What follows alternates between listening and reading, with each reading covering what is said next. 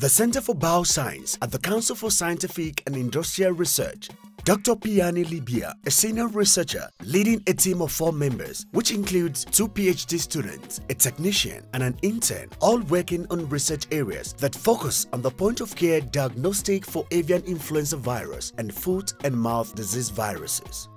This fateful morning on Research Africa, Dr. Piani welcomes the Good Morning Africa crew and it takes us on a brief tour of the laboratory to show us what they do in the laboratory, how they do it, as well as their highly expensive state-of-art equipment.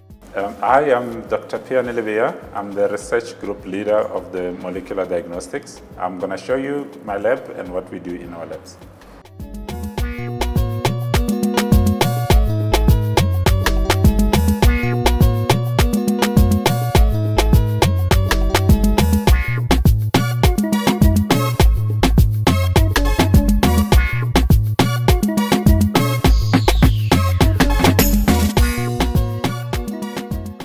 After the brief tour of the laboratory, we decided to chat with the members of the research team led by Dr. Piani.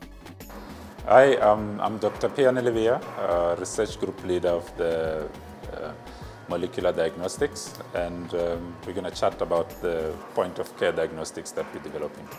Dr. Piani is a molecular biologist who designed 2 things to detect viruses that affect humans and animals. Firstly, he designed a test that one can use to say if an animal or human being is infected by an avian influenza virus, swine flu or SARS or not.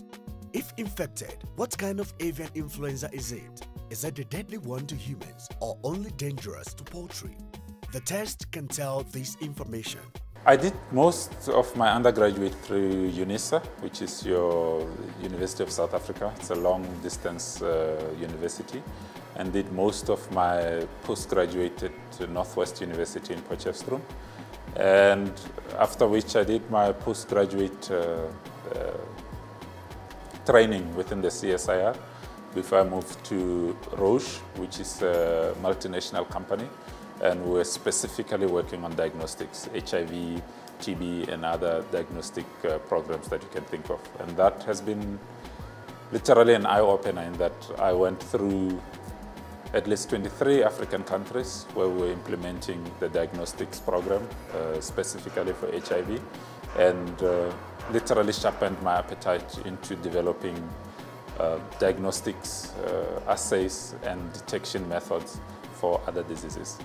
My experience is that especially during the time that I've been with Roche, is that I would travel to a lot of African countries where we literally had to set up some laboratories where diagnostics assays can be done. These were set up assays from the head office, and we would just implement them. But one of the things I found was that we do a lot of work in these countries, but the viruses or the assays that we do are not adapted to the local conditions. So as much as in the work, I could see that there's much more that can be done to make it more efficient than just how it's being applied. And also I realized that a lot of infrastructure is missing, and it's virtually impossible to put some of that infrastructure because of financial constraints. And that's where my interest and the idea of literally bringing the lab to the people rather than the samples to the lab came into being.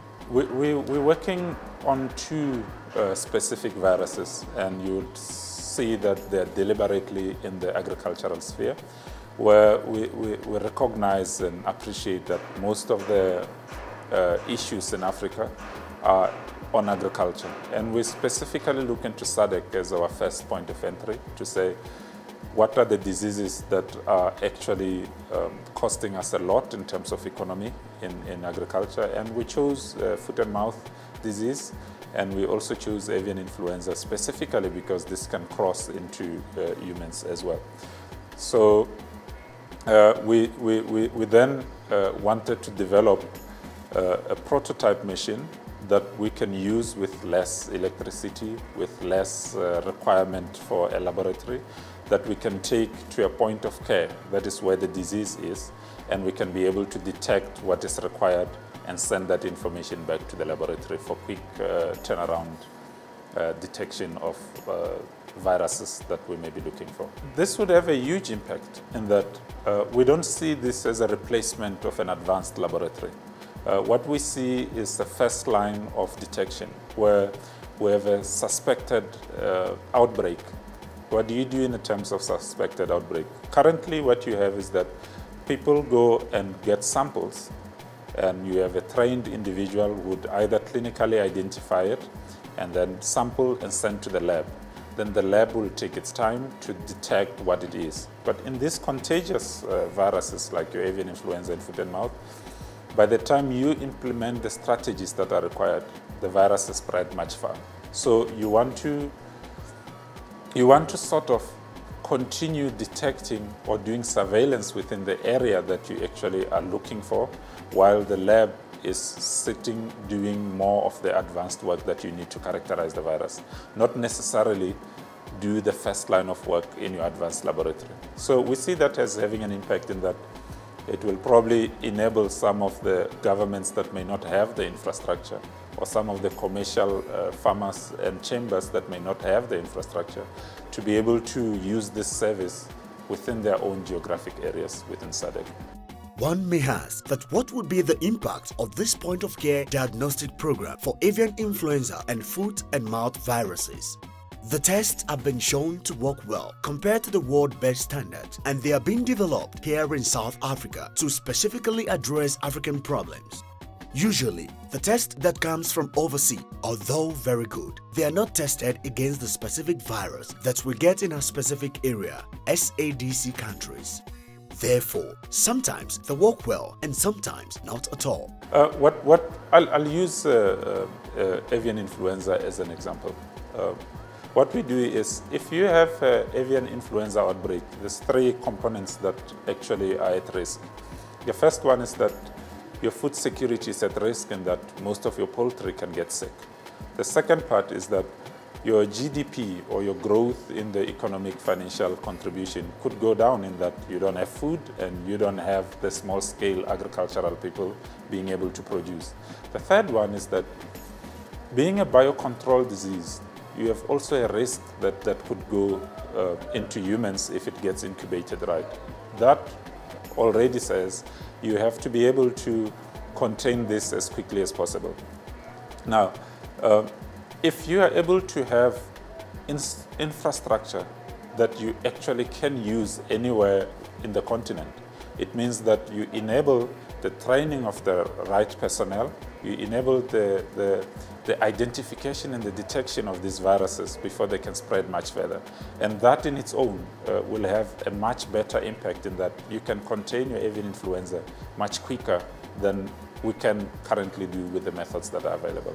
Currently, you have, I would say, according to the stats that we have recently, is that only about 12% of the outbreaks in animals are actually diagnosed via the labs. And we know, for instance, in SADC that only few countries have very good laboratories that actually can do that. So it's very skewed in that you have few countries that are doing a lot of surveillance and detection, and in certain countries it's virtually not available.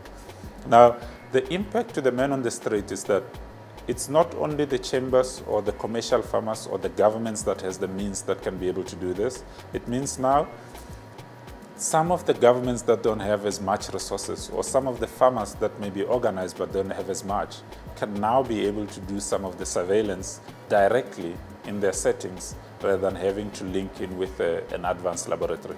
Or they can link with an advanced laboratory based on the preliminary results of whether it's a positive or a negative.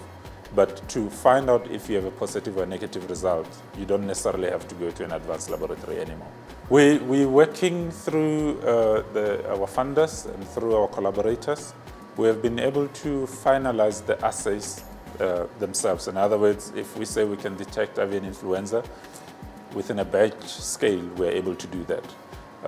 We are now in a process where we literally are validating the method to say, we're going to use world standard benchmark to say if we are able to detect it, is this an acceptable method according to the OIE, according to SANAS accreditation?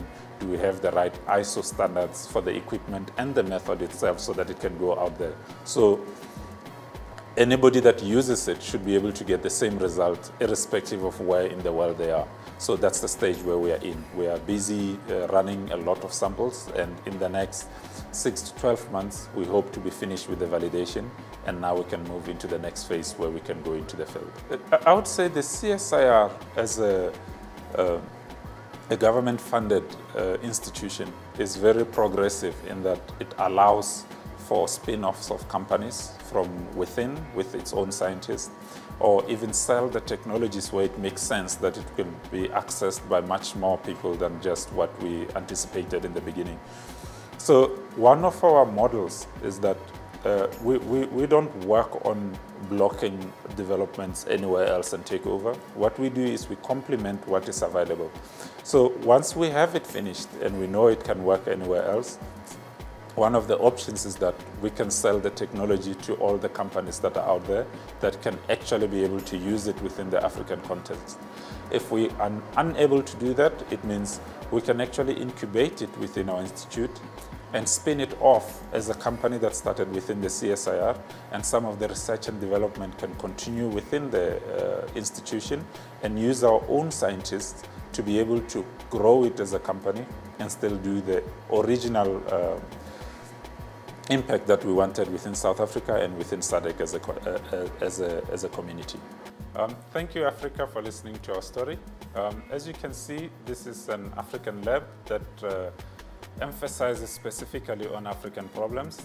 We manufacture our own enzymes, we develop our own tests, but with specific focus to agricultural important and economically important viruses that can actually help us go through.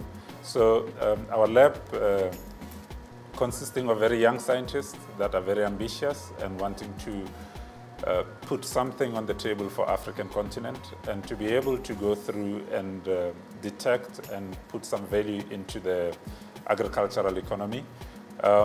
We are very ambitious in what we do, and we think if we get it right, this will be able to help on not only South Africa, but Africa as a continent to make it worthwhile in the agricultural sector. You are welcome to contact us specifically on avian influenza and on foot and mouth disease, and specifically on the detection and on the second generation design of antibodies. And you can contact us on our website, www.csir.co.za. Alternatively, you can contact us at 012-841-4153.